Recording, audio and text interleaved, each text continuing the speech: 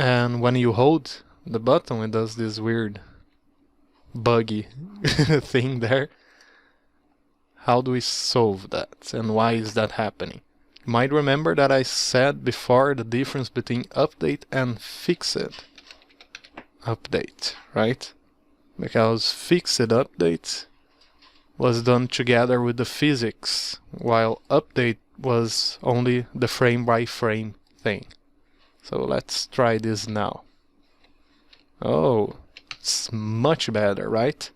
So remember that when you think that that's not going to make any difference.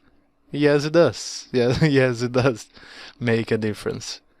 It's still not perfect how we want it.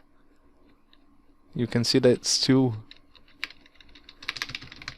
You still can make it act a bit weird there. The update we are going to use for the get keys.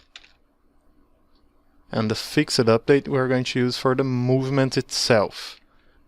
So on all fixed updates, we are going to move the position like this.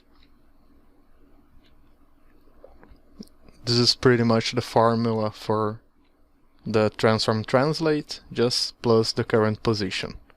And using fixed delta time instead of just delta time. Okay, let's see how that works. Pressing play.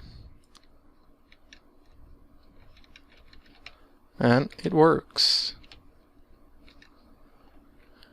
If you pay attention here, on the previous lesson, if we press the button really fast, it will go a bit inside there. That's not happening anymore. Okay. You can also notice that there's a little bit of bounce back when you hit it. If you change here from the collision detector to continuous, that doesn't happen anymore. So, based on the frame rate of the recording, that might be impossible to notice at all, but just so you know. And so we have our system properly using the physics to move, instead of using transform translate.